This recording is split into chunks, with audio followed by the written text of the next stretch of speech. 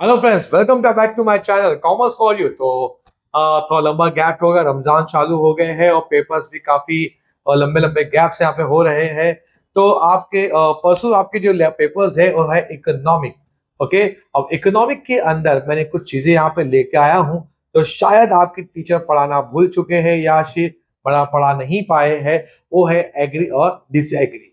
अब एग्री और डिसएग्री को हम किस तरीके से लिखेंगे, आंसर का फ्रेमिंग किस तरीके से होगा, एग्जाम में एक मार्क भी कटना आपका नहीं चाहिए। तो आइए देखते हैं एग्री डिसएग्री मैंने किस तरीके से लिखा हूं। मैंने 4 साल 3 साल के मैंने 2025 24 23 के मैंने कुछ यहाँ पे जस्ट अपना एग्री डिसएग्री लिया हूं। तो आइए देखते हैं एग्री डिसएग्री को किस तरीके से हम लिखेंगे और सॉल्व करेंगे। आइए, the demand curve show the relation between the price and the quantity demanded. It show slope downward from a left to right.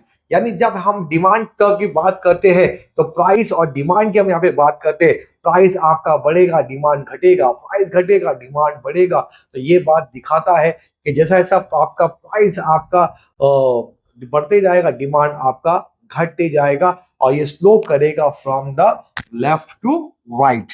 कुछ इस तरीके का स्लोप आप देखे रहेंगे। आइए देखते हैं इसको मैंने किस तरीके से मैंने एक्सप्लेन किया। आइए एक्सप्लेनेशन हम देखते हैं। The law of demand, when the price fall, the quantity demanded increasing.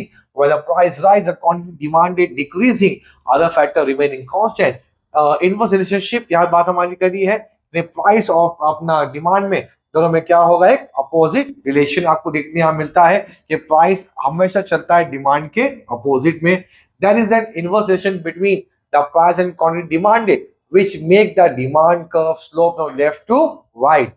लेकिन यहाँ पे कुछ आपके यहाँ पे आपके एजम्पशन भी आपको देना पड़ेगा और ये एजम्पशन के वजह से भी आपका डिमांड कर्व लेफ्ट राइट जाता है और कुछ चीजों के वजह से ये इफेक्ट करता नहीं है। एग्जांपल के तौर पे आपका income effect, when the price fall the real income of the consumer increases so they can buy more of commodity. यानी अगर इनकम अगर आपकी किसी भी प्राइस की अगर प्राइस अगर फॉल होती है तो जाहिर सी बात है कि लोग उसके क्वांटिटी ज्यादा खरीदने की उसको कोशिश करेंगे। एग्जाम्पल के तौर पे आज कलिंगर हम देख रहे हैं, कलिंगर 200-300 रुपया अपना एक कलिंगर आ रहा है तो लोग कलिंगर कम खा रहे हैं। इन वही कलिंगर आपका 80 रुपए किलो था तो एक दिन में एक कलिंगर हम खाते थे, आराम है इतना। यानी कि प्राइस कम होना भी एक बड़ा फैक्टर है जिसकी वजह से क्वांटिटी ऑटोमेटिकली आपकी क्या बेटा हमारी होती है, डिमांड में आ जाती है। Substitution effect, when the price of the commodity fall, it become relatively cheaper than its substitute, so consumption purchase more, as the demand curve slope downward from left to right. I hope so आपको पहला सवाल आपको समझ में आपको आया रहेगा। Okay, let's deal with the second अपना agree. There is a no limitation to the income. There is a no limitation to the index number. Yes sir, there is a limitation in index number. हर वो चीज जिसको हम calculate करते हैं वो कुछ certain criteria पे बेस होता है। एग्जाम्पल के तौर पे जब भी हम इंडेक्स नंबर पढ़े रहेंगे तो इंडेक्स नंबर बेस होता है दो चीजों पे, बेस ईयर और करंट ईयर। अब बेस ईयर की क्वांटिटी, करंट क्वांटिटी में हमेशा दो चीज हम देखेंगे कि बेस ईयर कौन सा चूज करिए, हमेशा डिफिकल्टी आपकी होती है। और बेस ईयर चूज करने में अगर डिफिकल्टी अगर है तो जाहिर सी बात है आपका प्राइस, आपका जो इंडेक्स नंबर बढ़ रहा है घट रहा है, जो मेजरमेंट्स आप लेंगे वो आपको एक्यूरेट आपको नहीं मिलेगी। तो इसी वजह से यहाँ पे बोला गया एक्सप्लेनेशन, इंडेक्स नंबर मेजर क्या change in the price quantity और a value over time but they are not perfect. ये परफेक्ट कभी होता नहीं है, is near to perfect but not perfect. Reason, selection of a base year problem, wrong base year give the misleading result. Choice of commodity, selected item may not be represent actual consumption. Method differences, of course difference calculation method give different result। हर एक बंदे का calculate करने का तरीका क्या हमारा होता है, अलग अलग होता है। Okay, data inaccuracy, of course data हमेशा एक्यूरेट हो ये जरूरी नहीं है। कभी कभार जो डाटा जो हमको मिलता है डाटा भी हमारा एक्यूरेट होता नहीं है। Data inaccuracy, index number depend on the approximate on sample data. So यहाँ पे याद रखिए index number totally based on a macro base project, बराबर। ये मैक्रो इकोनॉमिक के अंदर आता है और मैक्रो इकोनॉमिक के अंदर आप लोग जो डेटा कलेक्ट करते हो वो करते हो सैंपल बेसिस के हिसाब से। यानी कि आपने 100 लोगों को बुलाया और 100 लोगों को बुला के उनकी चॉइसेस पूछ ली, लेकिन मार्केट में 100 से ज्यादा लोग रहते हैं ना, तो यहाँ पे आपको एक्चुअल रिजल्ट आपको यहाँ मिल पाएगा, हमारे यहाँ पे नहीं। The quality change ignore change in the quality are different to measure, therefore the index number has a several limitation. I hope so समझ में आपको आया रहेगा। थोड़ा मैं स्पीड में जा रहा हूं मैं यहाँ पे, याद रखे आंसर्स को एक बार पढ़ लीजिए ताकि एग्जाम में आप कुछ तो लिख पाए, क्योंकि इकोनॉमिक एक टेक्निकल सब्जेक्ट है, यहाँ पे आप बराबर से लिखने के लिए कंटेंट नॉलेज आपको होना बहुत जरूरी है। Okay, let's come to third part. Elasticity of demand depend upon the several factors. Let's deal about elasticity demand. मैं दो प्रोडक्ट लेता हूं और उसका इनकम से मैं आप टैकल करूंगा। पहला है मेरे को लेना है राइस, ओके। दूसरा है मुझे लेना है मोबाइल फोन। मेरी इनकम बढ़ी तो इसका इफेक्ट कहां पे होगा, राइस पे होगा या मोबाइल फोन पे होगा? Mobile phone. क्यों मोबाइल फोन पे होगा? राइस मेरी बेसिक नीड्स है, मुझे खाना ही है, बराबर। सिर्फ प्राइस का कोई लेना देना मेरा नहीं है, बराबर। अगर कोई हैबिचुअल गुड्स है या कोई नेसेसिटी गुड्स है, वो मुझे कंजम्पशन करना ही करना है, तो उसकी इलास्टिसिटी आप क्या बेटा हमारी होती है? बिल्कुल भी नहीं होती। तो भाई ओके चलो ठीक है, लेकिन अगर मेरा प्राइस बढ़ेगा तो मैं लग्जरीज आइटम पे जाऊंगा। मैं मोबाइल फोन टफ लूंगा, मैं कार लूंगा, मैं फ्रिजेस लूंगा, टीवी जो भाई छोटी थी अब बड़ी टीवी लूंगा। Are you getting a point? यानी कि इलास्टिसिटी ऑफ डिमांड डिपेंड कि प्राइस बढ़ेगा, इलास्टिसिटी बढ़ी, डिमांड कंजम्पशन बढ़ेगी, बराबर ना। डिमांड बढ़ेगा तो डिमांड आपको कहां बढ़ते हुए दिख रहा है बेटा? लग्जरी में या बेसिक नीड्स में? लग्जरी में। तो luxury is more elasticity. Getting a point? आइए थोड़ा पढ़ते चले, आइए। Elasticity of a demand measures responsiveness of a demand price change depend upon the many factors. Reason availability of substitution, more substitute, more elasticity of demand, nature of commodity, necessity has inelasticity of demand. बताया मैंने आपको, मैंने चावल है कोई elasticity हमारी नहीं रहेगी, लग्जरी है elasticity हमारी ज्यादा रहेगी। Income level, higher the income group show the more elasticity of demand, जिसके पास ज्यादा पैसा है वो चीज भी खरीदता है जिसकी जरूरत उसको होती नहीं है, बराबर। इतना अरब के पास कार है तो और कार खरीदेगा, वो तो शो दैट अपना लग्जरी, अपनी रेपुटेशन, अपनी रिचनेस शो करने के लिए, अपनी वेल्थ शो करने की चीजें खरीदता है, जरूरत नहीं है, बिकॉज इनकम ज्यादा है। Getting a point? Okay, habitual goods, cigarettes बताया मैंने आपको, cigarette forming the goods having have elastic demand, price से कोई फर्क नहीं पड़ता, कल भी उतनी पीऊंगा, आज भी उतने ही पीऊंगा जितनी मेरे को जरूरत है। The time period demand become more elasticity in a longer time. Okay. Conclusion. And the elasticity of demand influenced by the several factors. Okay. कई factors पे होता है हमारा, डिपेंड होता है। इसमें कुछ factors मैंने आपको यहाँ मैंने बताया। Okay. Number 4. There are some exception to the law of demand. Okay. Law of demand जब आप law of supply जब भी कोई भी लॉ पढ़ो, लॉ ऑफ डिमांड पढ़ो, लॉ ऑफ सप्लाई पढ़ो या लॉ ऑफ डीएमए पढ़ो, इन तीनों लॉ के अंदर कुछ आपको एजम्पशन देखने मिलेंगे और कुछ आपको एक्सेप्शन देखने मिलेंगे। एजम्पशन क्या होता है? मान के चलो कि ये चीजें होंगी तभी ये लॉ क्या बेटा हमारा होगा? एप्लीकेबल होगा। एक्सेप्शन मतलब होता है ये लॉ इन चीजों पे एप्लीकेबल होता नहीं है। तो क्या और लॉ सप्लाई पे आपका एक्सेप्शन है? बिल्कुल, हर लॉ के ऊपर आपका एक्सेप्शन देखने के लिए आपको यहाँ पे मिलेगा। The law of supply state the supply increasing with the rise in the price, other thing being constant, but there are certain exceptions. Number 1, agriculture product. Agriculture product आपका जो है, the output depend on the nature not the price. उसकी quantity, उसकी quality पे base होता है। जितनी अच्छी उसकी क्वालिटी होगी उतनी अच्छी उसकी सप्लाई और डिमांड होगी। आई होप तो समझ आपको आया रहेगा।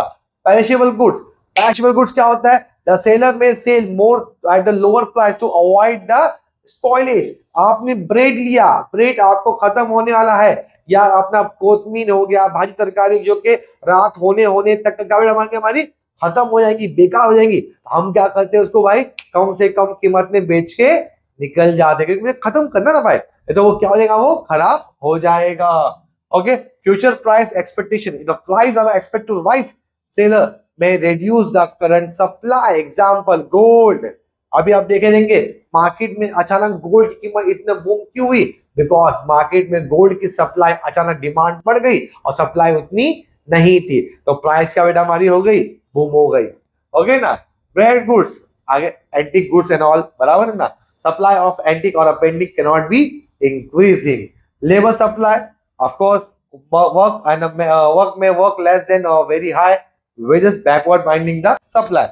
Therefore, the law of supply has a exceptions. Are you getting a point? आइए चलिए दीजिए फिफ्थ एग्री सेग्री पे अपना आते हमारा। The capital market played an important role in Indian economy. Okay, how many market in the economy? Two market, money market and capital market. अब money market भी आपका एक इकोनॉमिक को रन करने के लिए इंपॉर्टेंट रोल अदा करता है, और वैसे ही कैपिटल मार्केट भी आपके इकोनॉमिक को रन करने के लिए एक इंपॉर्टेंट किरदार अदा करता है। आइए देखते हैं। यस आई एग्री, ये दोनों भी मार्केट जो है ये रोटेशन ऑफ मनी होना बहुत जरूरी है। अगर रोटेशन ऑफ मनी नहीं होगा तो इकोनॉमी चलेगा नहीं। इकोनॉमी चलने के लिए क्या होना चाहिए, क्या होना चाहिए, रोटेशन ऑफ मनी। और यहाँ पे एग्जांपल शेयर मार्केट में हम पैसे लगाते हैं, वो पैसा कहीं दूसरे बिजनेस में लगता है, उस बिजनेस से और कारोबार होता है, तो यही सिस्टम आपका चलता रहता है आगे आगे आगे, फिर हमको मुनाफा आता है, मुनाफा हम फिर लगाते, तो ये इसी हम सर्कल को हम लोग क्या कहते हैं भाई, रोटेशन ऑफ मनी। जितना ज्यादा रोटेशन होगा उतना इकोनॉमी आपका क्या बेटा हमारा होगा, बूम होगा।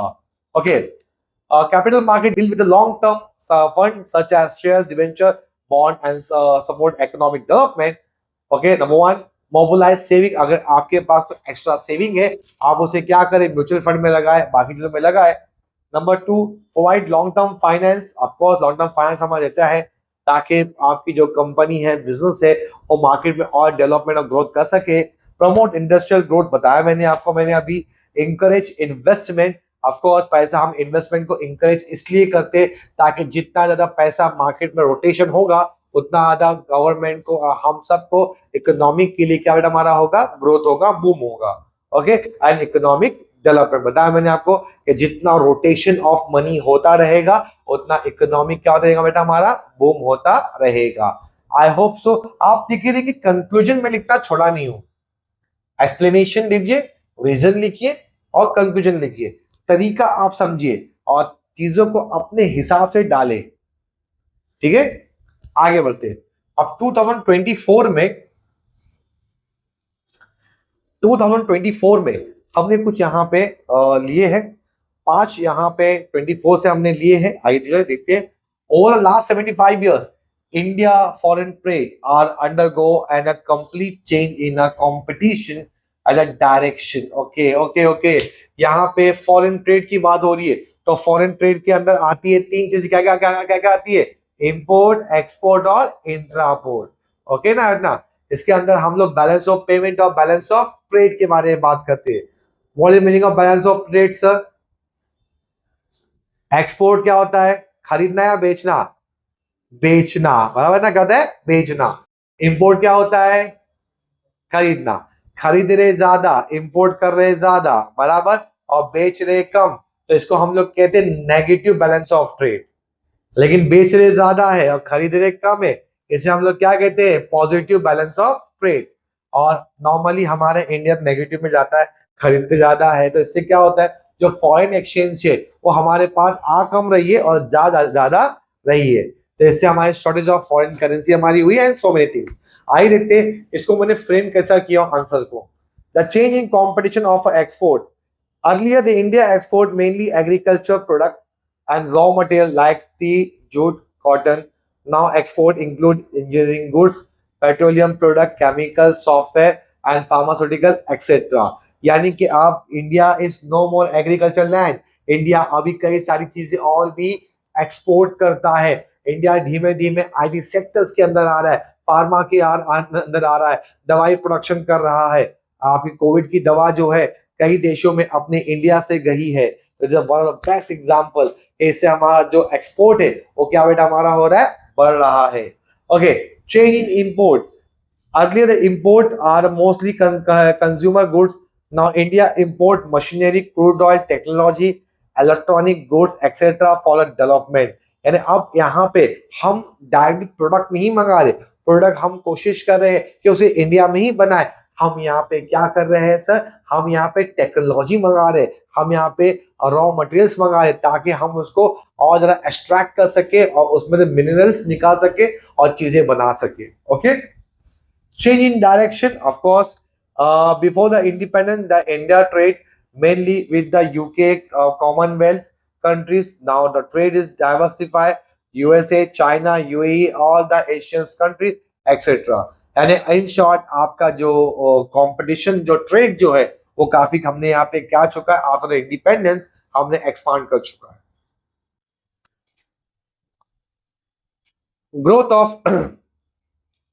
ग्रोथ ऑफ सर्विस एक्सपोर्ट, अभी हम देखे रहेंगे कि हम डॉक्टर्स, आईटी इंजीनियर्स, हम इंडिया के जो है वो हम दूसरे कंट्रीज में हम यहाँ पे क्या करते देते हैं ताकि वहां पे लोग जाके इंडियन एज अ काम करे और फॉरेन करेंसी हमें भेजे। आइए देखते हैं। The growth of service export, IT software services are become the major part of the Indian foreign earning. The global integrated liberation after 1991 increasing international trade link has the Indian foreign trade has a change or significantly competition and a direction. Yes, I agree. आज की तारीख में India एक competitive, एक competition के तौर पे देखते हुए लोग आगे बढ़ रहा है और इंडिया ग्लोबल लीडर बनते जा रहा है। Okay,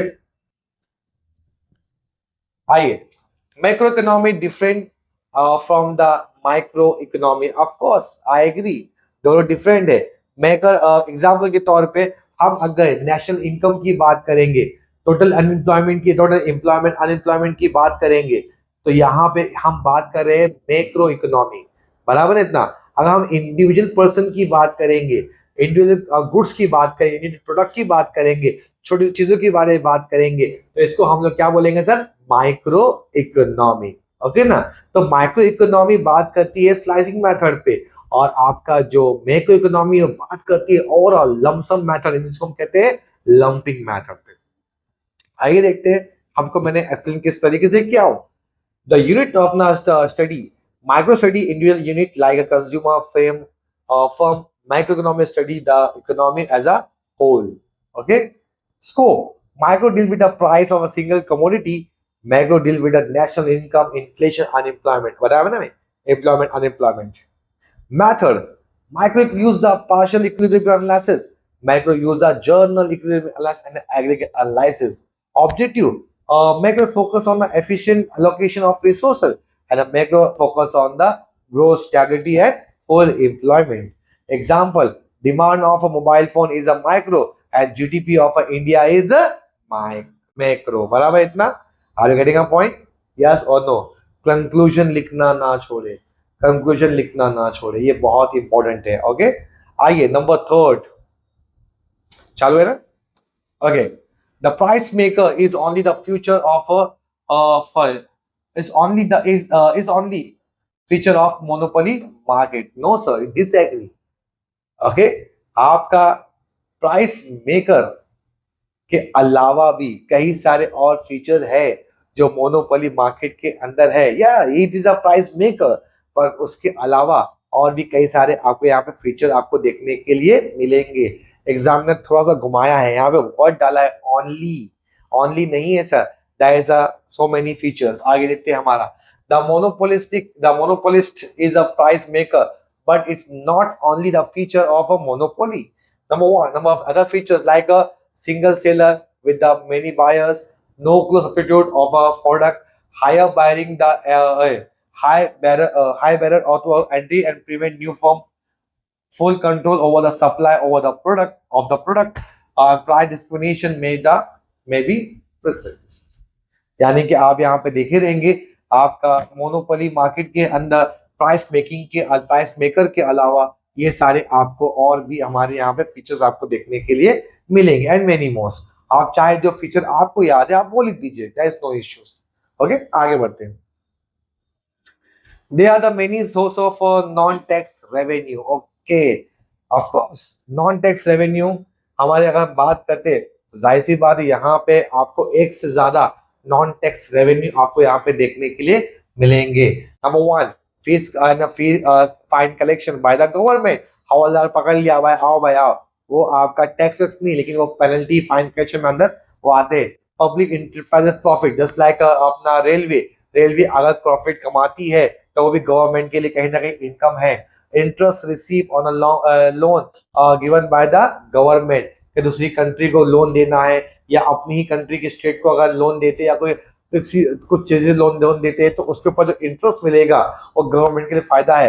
special assessment and penalties and grant give administration income licence fees etcetera, hence the government has a many source of non tax revenue. और क्या है, इनडायरेक्ट टैक्स नहीं, नॉन टैक्स, टैक्स के अलावा और भी का रेवेन्यू है क्या? समझ में आया आपको? Easy easy easy easy. आइए चलिए देखते हैं।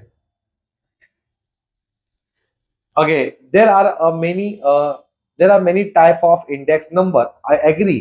आपको मैंने यहाँ पे 5 टाइप के आपको मैंने बताया। Number 1 price, number 2 quantity, number 3 value, number 4 patches, number 5 last पे। ओके ना, तो ये 5 टाइप के आपने इंडेक्स नंबर के कैलकुलेशन हमने यहाँ पे देखे।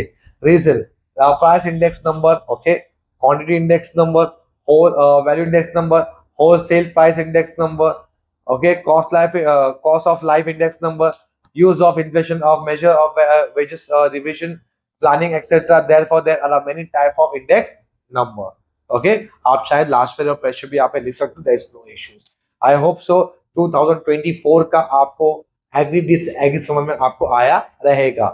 Let's come to 2023 agree disagree. Number 1, there is no exception offer to the law of supply।